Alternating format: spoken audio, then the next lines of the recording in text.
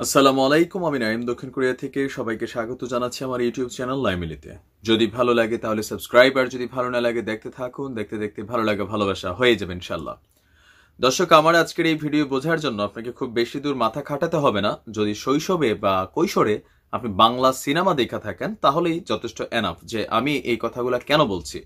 আর এই কথাগুলো শুধু আমার না, ইভেন তার যে খুদ পরিবার আছে, তার স্ত্রী, তার ভাই, অনেকেই আমার আজকের ভিডিওর যে টাইটেল সেটার উপরে তারা আশঙ্কা প্রকাশ করেছেন। আমরা ভিডিও রেখেছি, তবে প্রথমে একটু পটভূমিটা ব্যাখ্যা করতে চাই।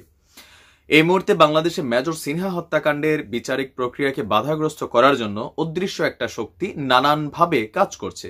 তারা আমাদের ইন্টেনশন, কনসেন্ট্রেশন দুটাকেই ভাইব্রেট করানোর জন্য নানামুখী পদক্ষেপ নিচ্ছে। সেটা দৃশ্যত, বাট এভিডেন্স দিয়ে প্রমাণ করা কষ্টকর। কিন্তু আপনি যদি কি বলা হয় যে একটু সচেতন মানুষ হন তাহলে আপনি বুঝে নেবেন। এখন বাংলা ছবিতে যেটা খুব বেশি সচরাচর দেখা যায় যে ধরেন হুমায়ুন ফরিদি বা নায়ক জসিম দুইজনের ঝগড়া লাগছে কোনো এক কারণে।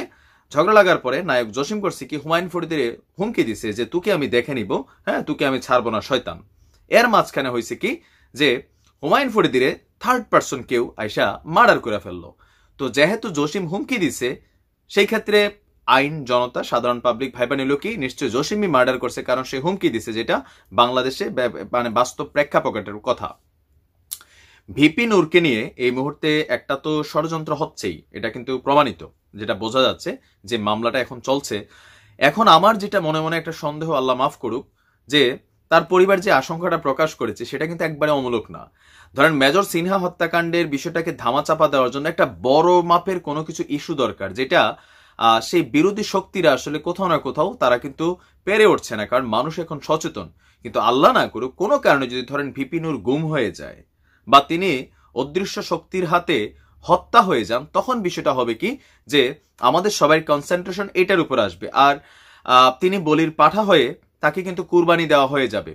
তো সেই ক্ষেত্রে আমার মনে হয় যে ভিপি নূরের বিষয়টা আমাদের প্রশাসনিক বাহিনীর একটু নজর রাখা দরকার।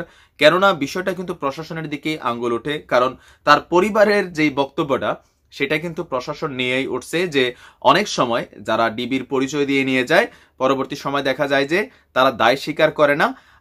এরপর দেখা যায় যে কোনো এক ক্রস ফায়ারে অথবা গুম হয়ে গেছেন, হত্যা হয়ে গেছেন। তো যেহেতু ডিবির পরিচয় ব্যবহার করে, সেই ক্ষেত্রে আমাদের অরিজিনাল প্রশাসনের ডিবি না হলেও তৃতীয় শক্তি কিন্তু এই প্রশাসনের নামটা ব্যবহার করে কোন একটা অঘটন ঘটিয়ে দিতে পারে। তো আসলে ব্যাপারটা কি, আমরা প্রথমে ভিপি নূরের ভাইয়ের কাছ থেকে একটু শুনে আসি। আমার নাম আমিনুর ইসলাম, আমি ভিপি নূর ভাইয়ের আপন ছোট ভাই। আমি যেহেতু দেখছি যে ভাই এখানে আছে এবং এখান থেকে আমরা নিয়েই যাব, কারণ আমি তো দেখছি, আমার দু চোখ দিয়ে তো আমি দেখছি, আমি তো কারো কথাই শুনি নাই বা কারো চোখ দিয়ে দেখি না, আমার চোখ দিয়ে যেহেতু দেখছি আমার ভাই, আমি এখান থেকে নিয়ে তারপর যাব। তো সেক্ষেত্রে আপনাদের সহযোগিতা কামনা করছি যে ওনারা যাতে আমাদের উপরে কোনো ধরনের নির্যাতন না চালাইতে পারে, সেই কারণে আপনারা আমাদের পাশে থাকবেন। না, আমাকে বলা হয়েছে যে তোমার ভাইকে পিজি হাসপাতালে নেওয়া হবে। আমি বলছি না, পিজি হাসপাতালে নেওয়ার দরকার নেই, আপনি এখানেই ভর্তি রাখেন। বলতেছেন না, এখানে অনেক হাউকো, এখানে ভর্তি করা যাবে না। ঠিক আছে, তখন আমি ঔষধ কিনতে গেছি। যখনই এই লাঠি চার্জ চলতেছে তখন আমি বুঝতে পারছি যে তাইলে এখানে বাইকে সম্ভবত নিয়ে আসতেছে। যখন আমি গাড়িটা ওখানে দাঁড়া করছি তখন দেখতেছি হ্যাঁ বাইকে নিয়ে আসতেছে। তো আমি হেলমেট পরেছিলাম, তো আমার সাথে বাইক ছিল, যারা আশেপাশে ছিল তাদের কি পিটাইছে, আমাকে আর পিটাই না। আর আমি হেলমেট পরেছিলাম, আমাকে চিনতেও পারে নাই।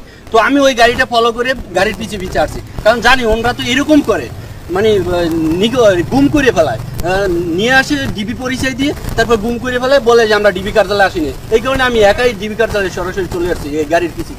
যখন গাড়িটা ভিতরে ঢুকছে আমি এখানে একটু চলো করছি আর আমার দৌড়ানি দিচ্ছে, তখন আমি সামনে চলে গেছি, যে বাইকে ফোন দিয়ে বলছি বাইকে ডিবি কার্যালয়ে নিয়ে আসে। এটা তো আমার চোখে দেখা। আমি তো এটা বিষয়টা কতটুকু গুলোটে যে ওনাকে বলছে যে মানে আপনি কি বলেন আসলে তখন যে কথাগুলো বলছিলেন। তো এইটা হচ্ছে আসলে একটা ভয়, কারণ বাংলাদেশে হয় কি, আমরা অহরহ শুনি যে ডিবি পরিচয় অমুক। কালকে আমাদের কুমিল্লাতে 4 জনকে আটক করছে ডিবি পরিচয়, তাদের কাছে ওয়াকি টকি আছে, তাদের কাছে ধরেন ডিবির কার্ড আছে, তাদের কাছে পুলিশের ডিবির পোশাক আছে। সো এই জিনিসগুলো এতটা অহরহ হচ্ছে যে সাধারণ মানুষ হঠাৎ করে রাত্র 10টার সময়, 12টার সময়, 2টার সময় কেউ যদি যায়, 5 জন মানুষ এটা পুলিশের গাড়ির মতো নিয়ে ছবি দেখতে দেখতে বুঝছেন এগুলো বানানো সম্ভব। সেইখানে গিয়া পুলিশের একটা কার্ড দেখাচ্ছে, 5 জন মানুষ থানার পরিচয় দিচ্ছে, দিয়ে দেখা গেছে লোকটাকে তুলে নিয়ে আসছে। এখন কোনো পরিবারের আসলে ওই রকম সাহস নাই যে ডিবিকে চ্যালেঞ্জ করে যে আপনারা কারা, কেন প্রশাসনের পক্ষে আসছেন। মানুষ ভয় পেয়ে যায়, বলে যে একটা সাধারণ ঘটনার জন্য জিজ্ঞাসাবাদের জন্য নিয়ে যাওয়া হচ্ছে। তো এই ক্ষেত্রে আপনারাও সচেতন থাকবেন, বিশেষ করে বিপিনুর যেই এরিয়াতে থাকে আমার মনে হয় যে তাকে রাতের বেলা এই ধরনের যদি কখনো কোনো ইনসিডেন্ট হয় সেই ক্ষেত্রে তিনি ওই ডিবি পুলিশদের কাছে যাওয়া উচিত না।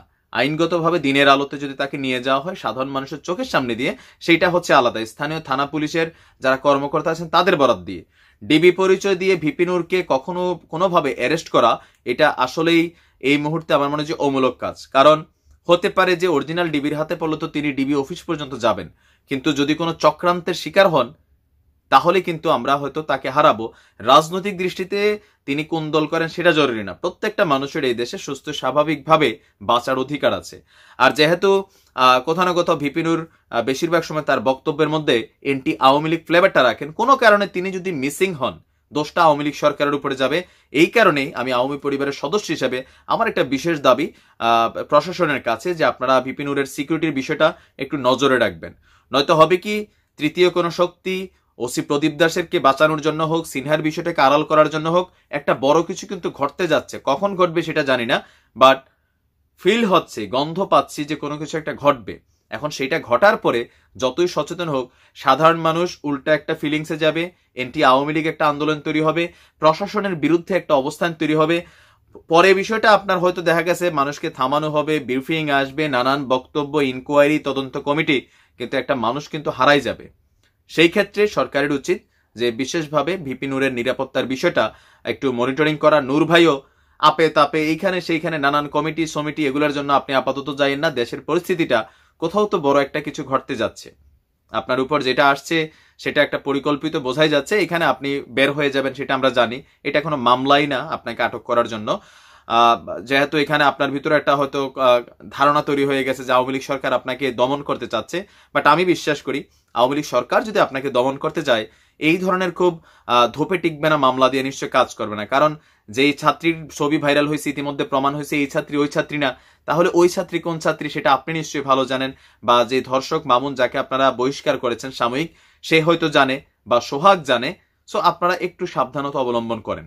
আর রাষ্ট্রেরও এটা দায়িত্ব যে জনমনে নানান ধরনের নেগেটিভ একটা কনস্পিরেসি কিন্তু তৈরি হচ্ছে, আর এই তৈরিটা থেকে হবে কি একটা রায়ট ক্রিয়েট হবে, আর কাউকে না কাউকে বলির পাঠা হইয়া এখানে জবাই হয়ে যাইতে হবে।